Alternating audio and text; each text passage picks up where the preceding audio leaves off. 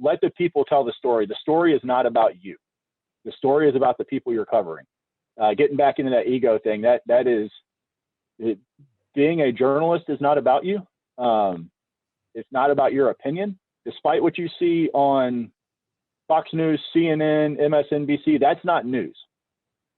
Those are that's editorials that are packaged to look like news.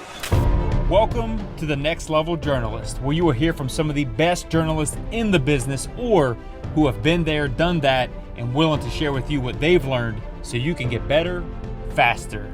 My guest today is someone I've known since about 2010 when I worked at WOWK-TV. We actually both worked there. I was the weekend sports anchor / reporter.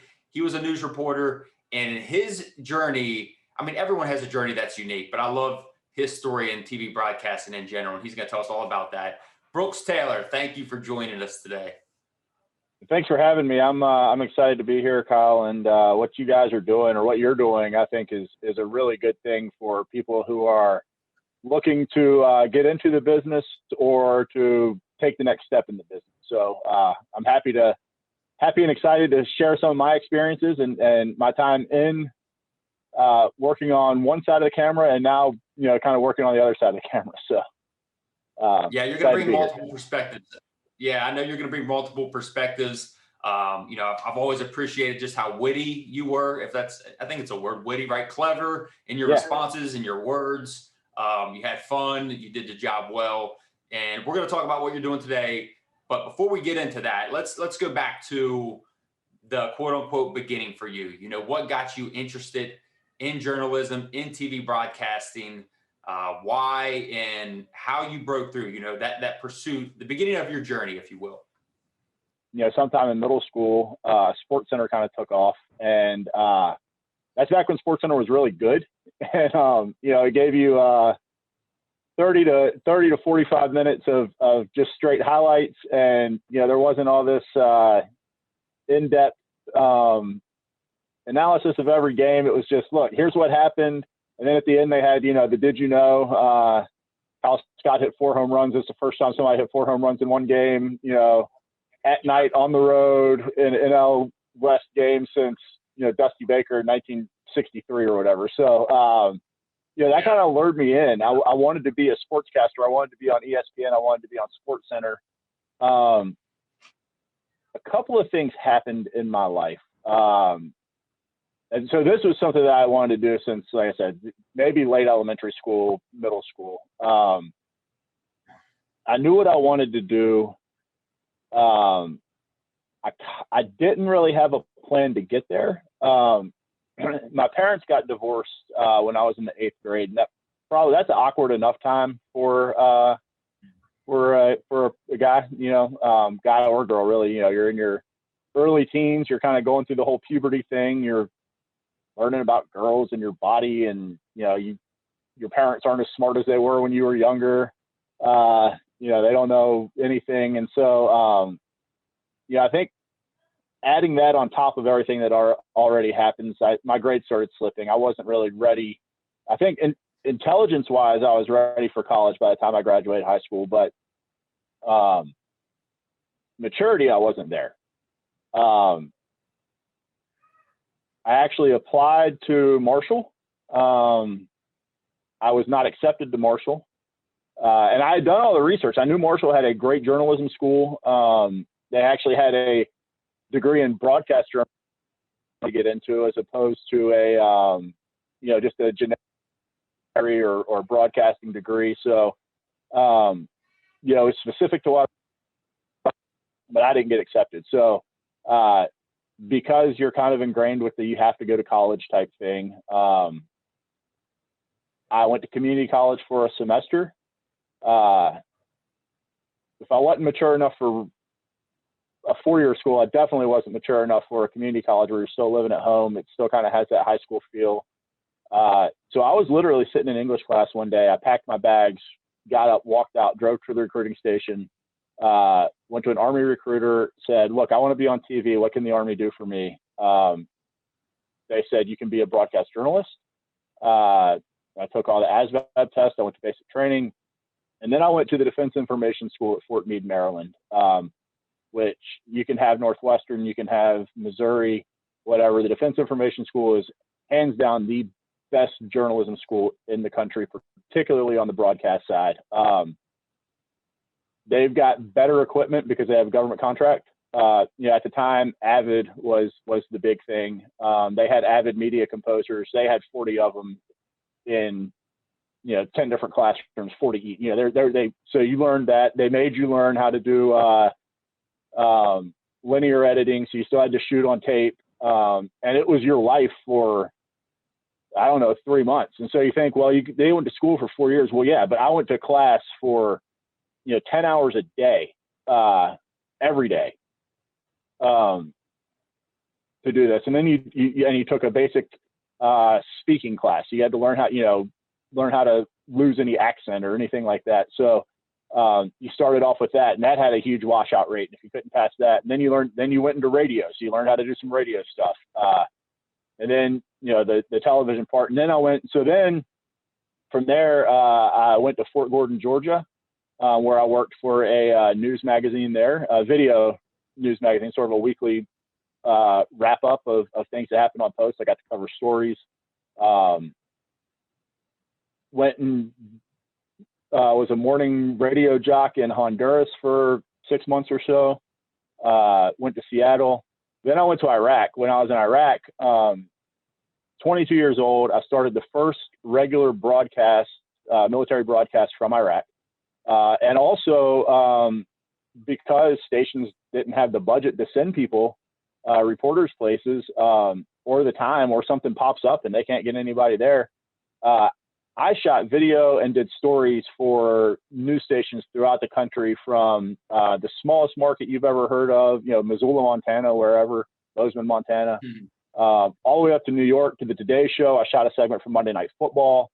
That was pretty cool. Priest Holmes, his dad, was in the Army. He was stationed where we were, and so the Chiefs were playing, I think, the Eagles, and I got an email from Fred Gaudelli asking if I could go out with Master Sergeant Herman Morris, I think was his name, and shoot some video with him and do some stuff, and that ended up being on Monday Night Football. I did stuff for the Today Show, Good Morning America, all that stuff. So that was pretty cool. I got to interview the chairman of the Joint Chiefs of Staff, senators, Robin Williams twice, Kid Rock twice, Lance Armstrong, John Elway. So, I got just to be around really neat people. But most importantly, I got out of the sports thing because I got to tell soldier stories.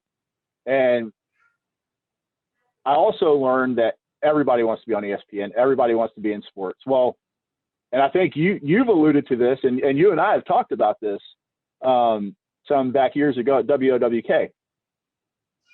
If you can do news, you can do sports. It's not necessarily the other way around. So right. You also don't want to pigeonhole yourself into all I do is sports, or I'm only here for sports. Well, you could miss an opportunity. You could miss a great opportunity because you pigeonholed yourself. So anyway, I got out of the Army. Then I went back to the Army. Then I got out of the Army again. In the meantime, I had reapplied to Marshall. I got accepted to Marshall. I graduated from Marshall. So I actually have I tweeted about it one day, not too long ago, but I actually have the rejection letter, and I also have my diploma. There's probably not a whole lot of people that have that from any school. This is a school that didn't want me. I'll show you. Now I've got your diploma. So then I went to work at WOWK. Did that for about 2 years. Started as a photog, worked my way to nightside reporter, weekend reporter, and then my contract ended and I got out of the business. All told, I had 8 years, I guess, as a broadcaster, and I think just about everybody you will talk to, you specifically, but in general, there is a fatigue that comes with it. At that point, I was in my early 30s, I guess I was 30, late 20s, 30. Being in the military, I had moved, 6-7 times. then you go to school, and then it's like, okay. And I don't want to bash the station, but WOWK was not the best station, right? Right. Great people in the newsroom. Some of the best people you've probably ever worked with. But the station wasn't the best. When I first started, there was some probably toxic attitude within the newsroom, and that kind of took its toll on me. So I would say be careful who you associate with when you first step into a newsroom. There's a fine line between trying to be cool and fit in, and then, just being the nerd who's only there to work. I think you can find a balance between the two. It wasn't the best station when we were there. I don't know how it is now. But again, great people. But I think there was a fatigue factor. And then once I got out, I went into the PR world. I started at VCU. And then I was the director of public relations for Martinsville Speedway for about 5 years. And now I'm working in corporate communications at Carter Bank and Trust, which is a regional bank here in Martinsville. So that's sort of my life in the media communications world in a nutshell. Well, I love how a number of things about your story. I mean, not many people can tell, that kind of story at multiple levels. But one of the things that I want to point out, and you can, talk more about it, just how resourceful you were in finding your way into the business. For you to literally get out of community college and sign up, for the Army. Like, I don't think many people would connect the dots there. So what made you think to make that move? I think everything I've done in my life, I've screwed a lot of things up in my life. I think everybody has. If you could go back and redo this and redo that, you would. The one thing that I have always done well is I will set a goal for myself. I may not know exactly at the time, how to get there, but I will set that goal, and then I'll figure out how to get there. And it may not be the most traditional path. And that's something too, I think, is important, that the traditional path is not always the easiest or the best.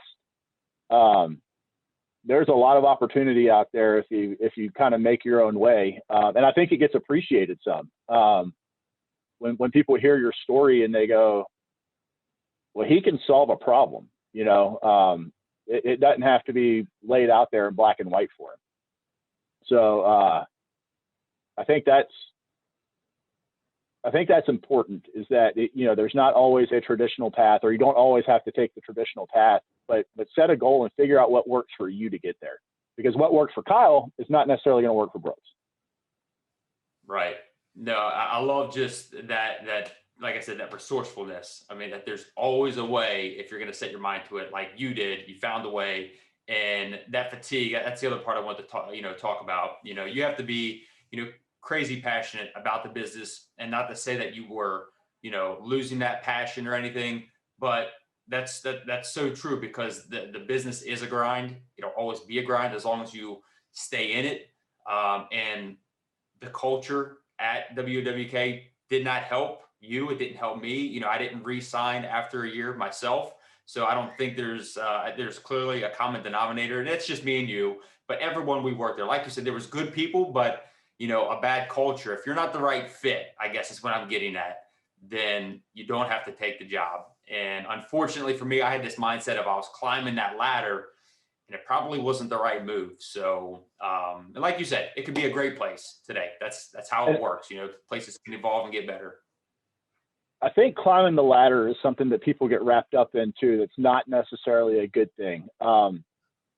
There are markets, or there's the whole DMA and the 212 markets or whatever there are, and everybody's, all right, well, I'm going to start in 175, and then I'm going to go from 175 to 120, and then I want to go from 120 to 80 and 80. Well, Huntington is a top 65 market. On paper, that's good, right? Yeah. Well, the problem is it goes all the way from Athens, Ohio to Charleston down to Pikeville, Kentucky. So the reason it's so big, or the number is so high, is because it's so big in area. Right.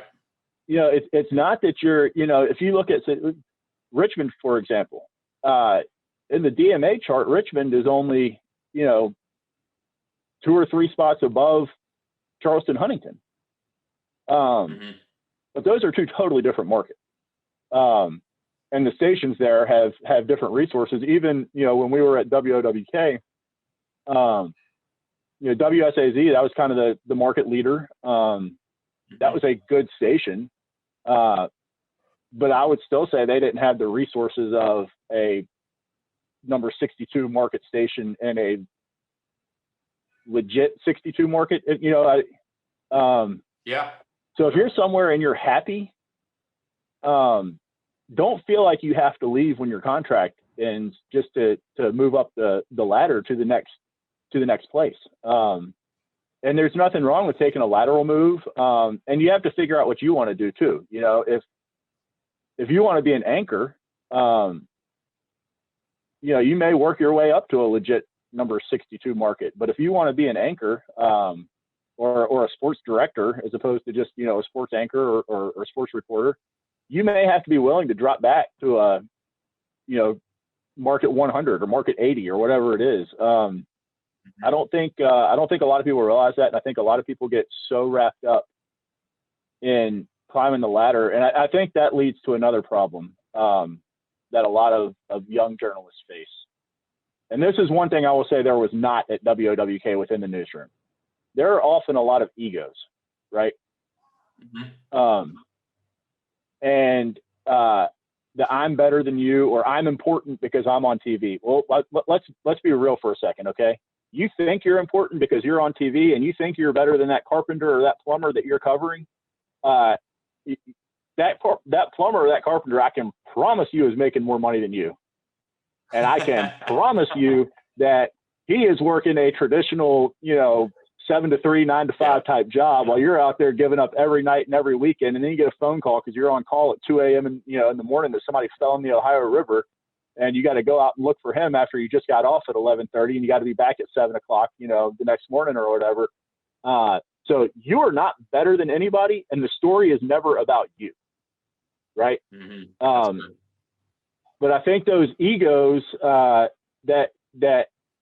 tend to pop up also tend to pop up when people are looking at, I work in a top 50 market. I work in a top 60 market, whatever. Well, let's dissect this a little further. Let's get down into what kind of market you're in, number one, and are you happy in that market? And is it better to be the big fish in the small pond or the small fish in the big pond? You have to be able to reach that certain level of comfort in what you do, where you are. Are you making enough money? Are you getting the hours you want? Do you have a family? Do you want to see your kids, at night and be able to go to their ball games, or do you want to not be able to do that? I think about Sandra, who is the anchor at WOWK. She was there for 30 years, 20 years. She's in the West Virginia Broadcasting Hall of Fame, but she had 2 kids, and Monday through Friday from 3 to 11:30, she was at the station. So she certainly had to give up, a lot of seeing her kids grow up to be able to do what she did. And so I think figuring out, and as you get older, when you start off and you just graduated college, you're probably not married. You probably don't have kids, and you don't mind getting off at 11:30 because you can go to Max at be there at 11:45 and shut them down at 3 in the morning and whatever. Right. But as you grow up and change and kind of mature, I think that's an important thing. And then being on the PR side of things now, I work with a lot of young reporters who are calling, and they sort of have that attitude too. And it's like, whoa, me being the PR guy, I control the information you're getting. I control who may or may not get this story. So, as a reporter, you need to humble yourself. It doesn't matter who you're talking to, because whether it's a professional PR person or whether it's just some guy out Wayne, West Virginia, who had a sinkhole in his yard, you are not better than this guy, and he controls the story that you're getting. If he tells you to get the hell off his property, well, you've just lost your story for that day, and you drove an hour and a half to get there or whatever. So, I think I think humbling yourself and trying to avoid having an ego is a huge thing in the journalism world. That's all great stuff, Brooks. Like I said, I expected nothing else from you. So if you could think back to maybe some advice you were given, whether that be, when you were in the Army or after after the fact, before the fact, anything that stands out to you that maybe helped you along the way. When it comes to actual storytelling, and that's something I feel like I do pretty well even today, in writing press releases and stuff, is that everybody has a story to tell. Don't ever go into the story or go into where, don't ever go into it with the story already written in your mind. In fact, I would say the first thing you should do when you get there, and sometimes it's not, you're not able to do it. The first thing you should do when you get there is start interviewing the people, because you're going to find out what the story really is, right? Ask questions, and don't be afraid to say, I'm not sure what that means, because that could be where the story is going. And at the end of every interview, ask if there's anything else they want to add. Don't just cut it off, because they may go on for another 5 minutes about something you didn't realize was going on. So don't ever go into a story with it already written in your mind. You can have an idea. You don't go into it blind, not knowing what you're covering. But, let the people tell the story. The story is not about you. The story is about the people you're covering. Getting back into that ego thing, that is, being a journalist is not about you. It's not about your opinion. Despite what you see on Fox News, CNN, MSNBC, that's not news. Those are that's editorials that are packaged to look like news. The other thing I would give along those lines is, and don't be lazy. Don't go out there and you get there and you work for the CBS affiliate and the NBC affiliates there and the ABC's affiliates there, and you see the two people, standing over here shooting video. Just because they're standing there shooting video doesn't mean you have to go to the same place and get the same shots as them. Go around to the other side and shoot your story from over there. Obviously, if it's a crime scene or whatever, and the police tell you have to stand somewhere, that's different. Don't go, hacking off the cops and whatever. You'll never get a story again from them. But think outside the box. Think different. Don't be afraid to get down on the ground and get those shots. That said, always use a tripod or at least a God pod, whether it's the ground or a table or something to steady that camera, because you don't want people feeling like they're on the Titanic when they're watching your stories. But think outside the box and think different. And I would also say, watch your competitors' news, particularly in stories that you covered that somebody from a competing station covered. Don't watch it thinking mine's better. Watch it and look for the things that they did better than you. Always critique yourself.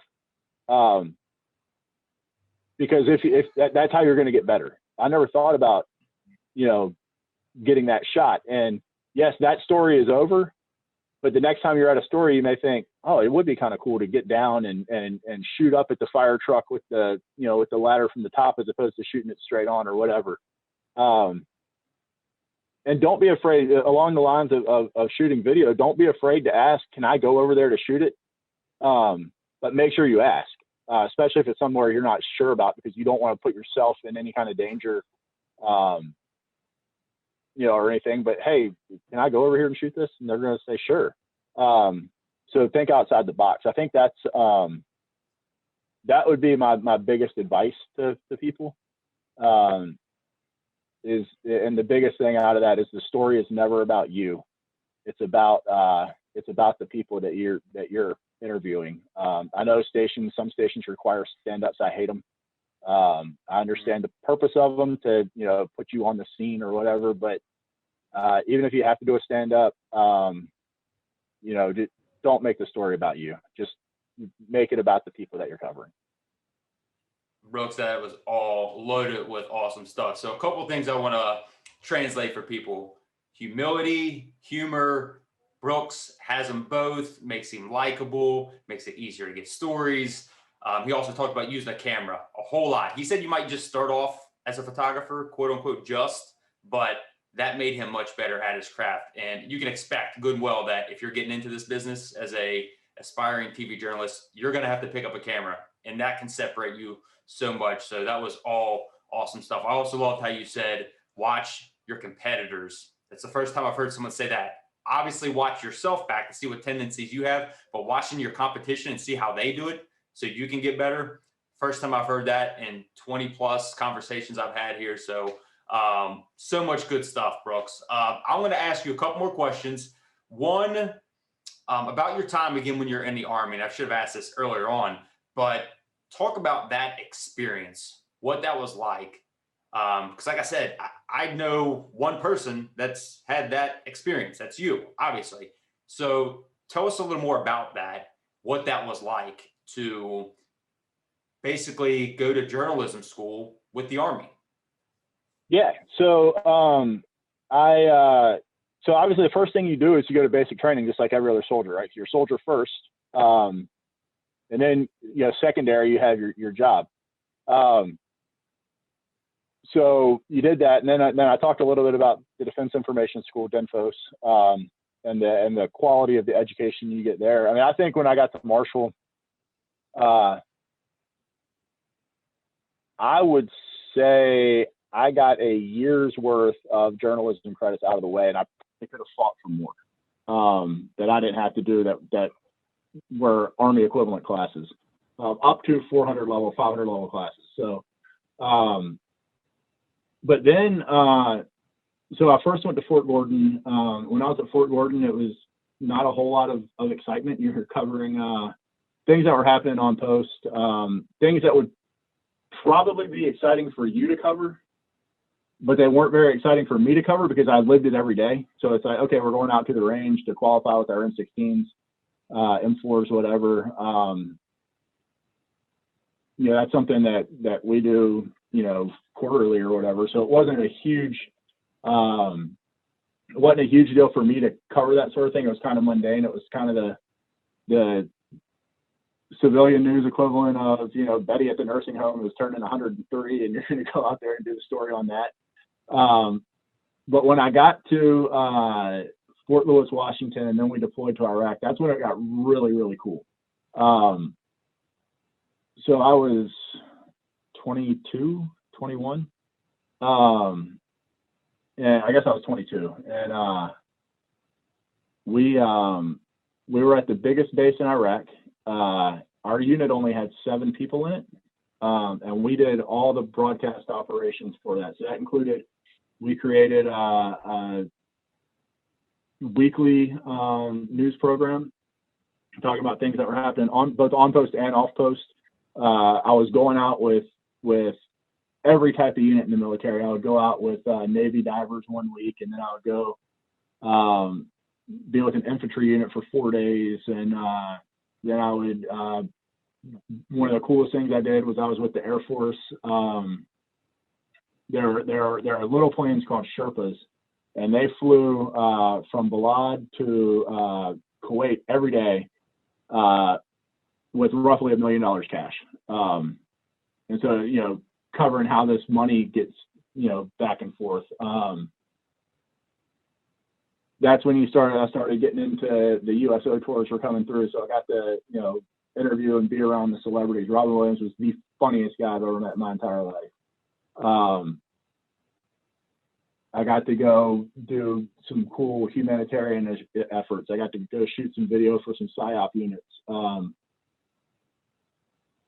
So in that year, I got to do a career's worth of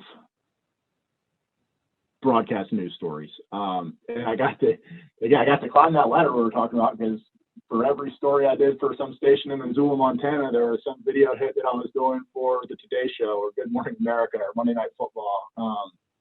The markets don't get any bigger than that. So shooting video for CNN or Fox or MSNBC or whoever it was. Yeah. A lot of times it was just shooting the video, but I would do some packs and stuff for them too. It was a lot of fun. I tell people it was the best year and the worst year of my life. I got to do a lot of cool stuff. Had nothing to spend money on. There was no real Amazon or Netflix or anything like that back then. So, you didn't pick what you're going to wear. The only thing I had to worry about was not dying. and I made it back. So, I mean, like I tell everybody on here, we could go down so many different rabbit holes. Like every time I talk to somebody, it's like scratching the surface, and with the hopes of, revisiting folks about the stuff we didn't talk about. But I wanted to definitely ask about, that experience in the Army. But one more thing I definitely like to ask people is their most embarrassing moment on TV. What comes to mind, or if it's moments, on live TV, because as you know, anything could happen.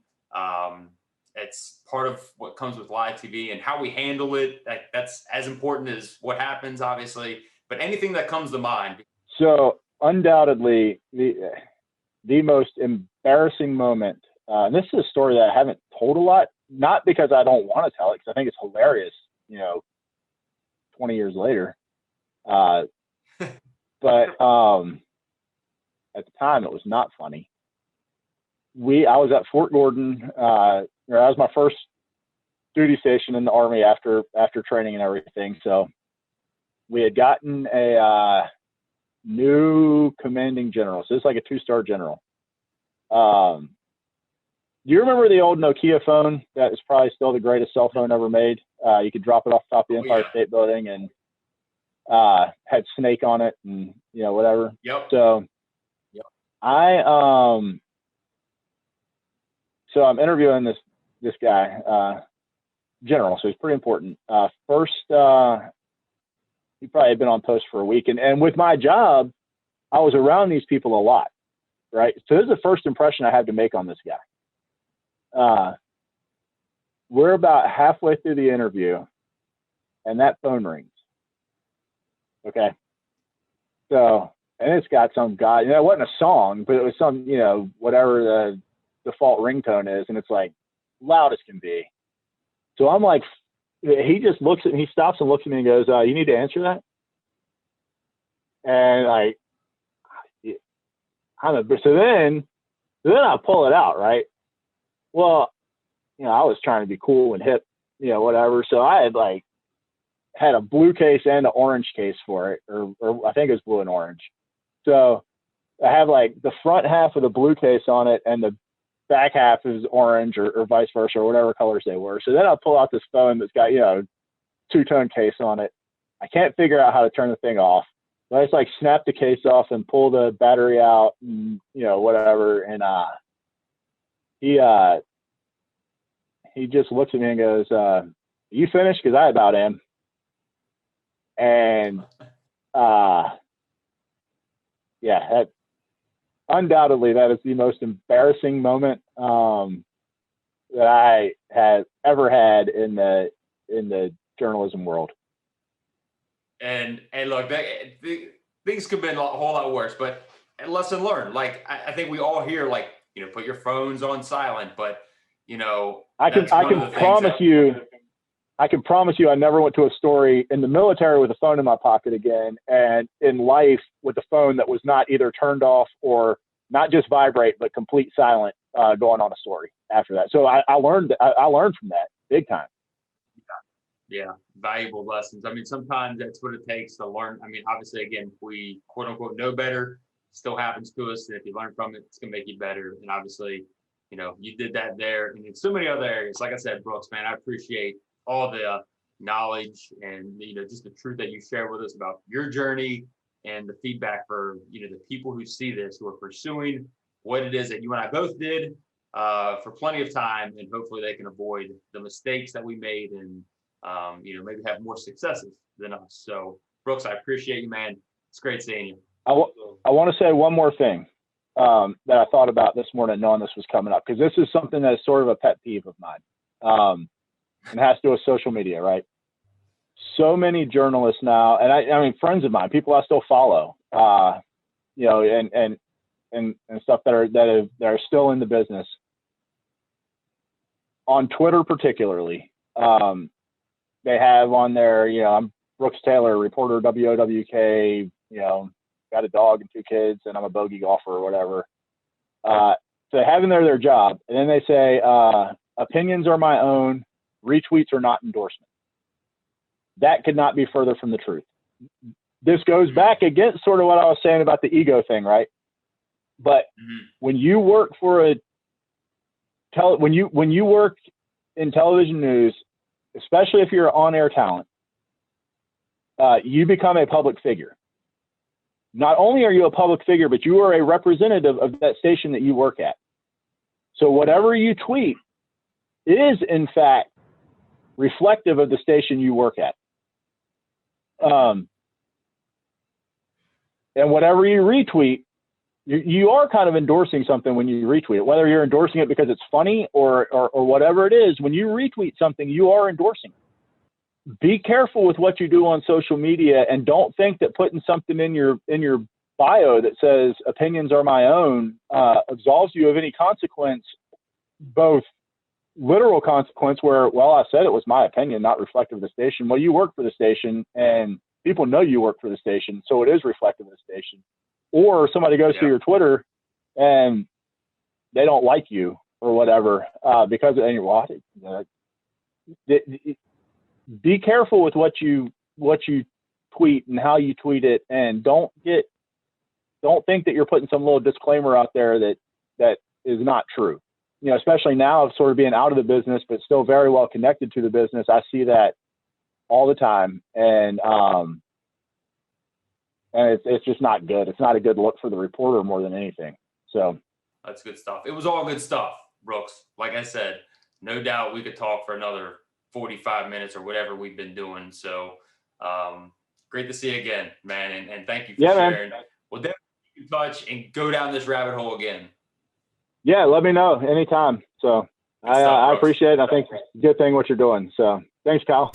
And thank you for checking out this channel. If you found this content beneficial, I'd appreciate it if you hit that like button, hit that subscribe button, and share it with someone you think might find it beneficial as well, because this channel was simply started and created to serve you, to help others grow, to learn how other successful TV journalists do or did it. So take what serves you so you can get better faster and reach your next level.